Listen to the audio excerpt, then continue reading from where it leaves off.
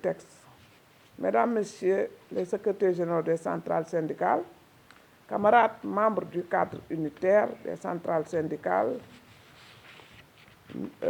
nos camarades journalistes, chers invités, nous vous remercions d'avoir bien voulu répondre à notre invitation pour prendre part au point de presse du cadre unitaire des centrales syndicales à quelques jours de la fête des travailleurs.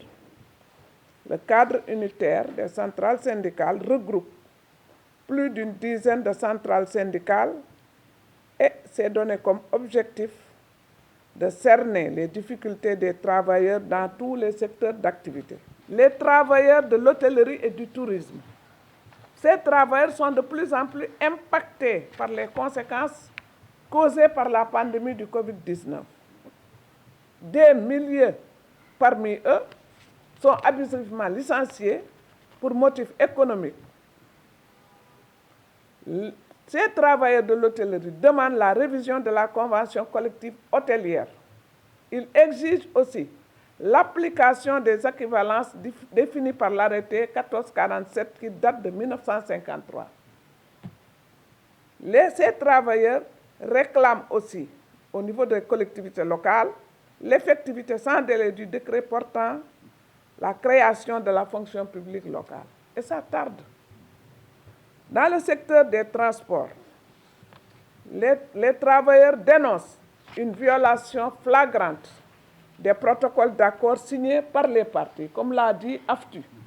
Vous l'avez si bien dit.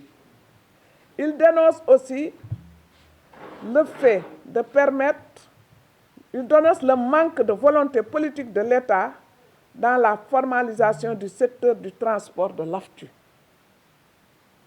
Insistent sur le non-respect du protocole d'accord signé entre les transporteurs et les organisations syndicales, entre l'État et les organisations syndicales des transporteurs, du 13 juillet 2021. Dans le secteur de la poste, c'est grave. Nous constatons une gestion chaotique et nébuleuse. Ce qui se passe à la poste est inadmissible. Il y a un recrutement abusif de personnel que personne ne peut justifier. Il y a un personnel qui souffre, le nouveau directeur arrive, il recrute des centaines et des centaines de travailleurs au détriment de ceux qui étaient là. Vous savez, au niveau de la poste, ça ne va pas. Vous avez vu, même au niveau de la direction, les postiers n'ont plus d'indemnité, ils n'ont rien, ils n'ont même pas encore perçu leur salaire pour préparer la fête de la Korité. Dans le secteur du commerce aussi, nous dénonçons l'importation de certains produits au détriment des consommateurs victimes de surenchères durant les pénuries alimentaires. Dans ce secteur, vous voyez, nous demandons quand même à l'État sénégalais de regarder quand même la situation des populations. Les populations souffrent. Vous voyez cette pénurie. La pénurie, tous les prix ont augmenté. Nous avons eu peur, nous avons eu froid même au dos en lisant un article provenant de la Banque mondiale. Hier, nous l'avons lu. On nous dit que les prix vont encore flamber. Parce que le prix du pétrole va augmenter de plus de 50%. Le prix du coton, le prix du blé. Mais nous, en tant que travailleurs, nous n'allons plus avoir de salaire. Même si nous avons nos salaires, les salaires ne vont pas suffire. Il faut que l'État prenne ses responsabilités pour essayer de régler définitivement ce problème. Ce n'est pas un problème de travailleurs, c'est un problème de population. Les populations souffrent. Tout est cher. Nous sommes à la veille de la Korité. Les denrées de première nécessité ont flambé. Les gens n'en peuvent plus. Donc l'État doit prendre ses responsabilités pour régler ce problème d'importation, certes. Parce qu'il faut qu'on ait cette politique de sécurité alimentaire. Il faut que nos produits locaux soient d'abord écoulés avant de faire revenir des produits importés. Dans le secteur de la santé, il y a eu des problèmes, vous l'avez vu, les acteurs de la santé étaient en grève, donc ils demandent maintenant le respect du nouveau protocole qui a été signé le 25 avril dernier avec le ministre de la Santé. N'est-ce pas, Présidente? Donc vous avez énormément de difficultés dans ce secteur et vous allez en parler. Dans le secteur de l'éducation, nous soufflons en tant que jàngalekat. Donc nous saluons les avancées significatives notées par la signature récente de notre protocole d'accord améliorant le régime indemnitaire des enseignants. Nous allons applaudir là-bas. Parce que nous ne sommes pas des nihilistes. Nous n'allons pas continuer à réclamer. Mais nous signalons aussi qu'il y a des lenteurs administratives qui demeurent. Il y a beaucoup de lenteurs administratives au niveau de l'éducation. Dans le secteur de la sécurité, les agents de la sécurité exigent l'application intégrale de la nouvelle convention collective avec la création d'un comité national de suivi et d'évaluation. La convention existe, mais il faut un suivi et une évaluation.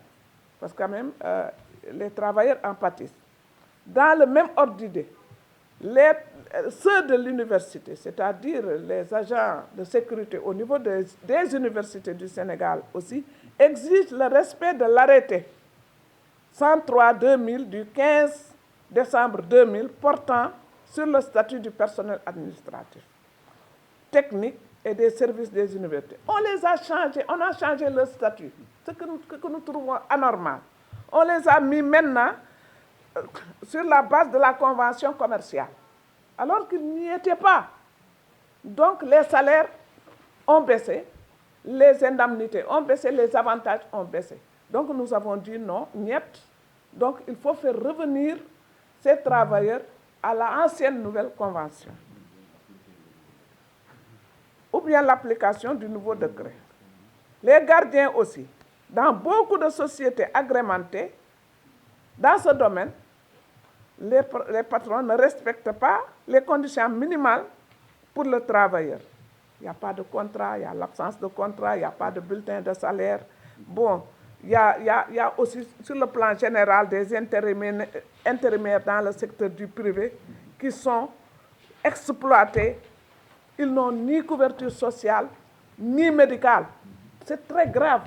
Et ça, nous le dénonçons. Sur les institutions sociales, nous interpellons l'État à recommander un audit croisé, on l'a toujours dit, dans les deux institutions, c'est-à-dire l'IPRES et la Caisse de sécurité sociale, afin de permettre à tous les travailleurs de pouvoir bénéficier sans difficulté aucune les services de ces deux institutions. Bon, certes, il y a eu des avancées au niveau de l'IPRES, sur l'augmentation quand même des pensions. Donc nous voulons aussi l'étendre au niveau du FNR. Parce qu'il y a le privé, mais il y a aussi le secteur de la fonction publique. Donc nous demandons quand même l'audit croisé de ces deux institutions. Beaucoup de travailleurs dans les entreprises du secteur privé n'ont pas d'identification au niveau de l'IPRES. Même les travailleurs qui sont des enseignants, nous avons plus de 40 000 enseignants qui n'étaient pas identifiés au niveau de l'IPRES. Ce sont les enseignants, comment on les appelle? Les maîtres contractuels, les professeurs contractuels, ils sont là-bas. Bon, ils ne sont pas identifiés, hein. Nous sommes en train de nous battre pour régler ce problème. Sinon, à la retraite, ils ne toucheront rien. Donc c'est très grave. Donc je disais que même dans le secteur privé, vous voyez, tu viens dans une société qui compte par exemple 2000 travailleurs ou 1000 travailleurs, tu vas à l'IPRES et bon, ils ne déclarent qu'une centaine ou une centaine de travailleurs ou moins d'une centaine de travailleurs. Et ces travailleurs se retrouvent après la retraite dans la rue. Ils vont tendre la main dans la rue. Donc ça, nous l'avons décrit. Donc au vu, compte tenu de tout ça, de ce tableau très sombre que nous venons de décrire, le cadre unitaire syndical compte mettre sur pied de nouvelles stratégies pour pousser l'État du Sénégal à revoir le traitement global de l'ensemble des travailleurs du Sénégal. À ce titre, le cadre unitaire des centrales syndicales envisage de présenter le 3 mai, au lieu du 1er mai, parce que c'est décalé au 3 mai. Donc, le 3 mai 2022, auprès du chef de l'État, un seul cahier de doléances. Nous l'avons décidé ensemble. Nous allons déposer un cahier de doléances à l'image des autres centrales. Les 4 centrales soi-disant représentatives déposent un seul cahier de doléances. Nous n'avons pas à déposer plusieurs cahiers. Bon, certains veulent déposer eux-mêmes leur cahier, on leur laisse la latitude de déposer. Mais nous avons une dizaine de camarades qui sont là, qui nous ont donné l'engagement de déposer un seul cahier de doléances. Et ce que nous avons fait. Donc, ce cahier de doléances, dans lequel toutes les préoccupations des travailleurs seront prises en compte.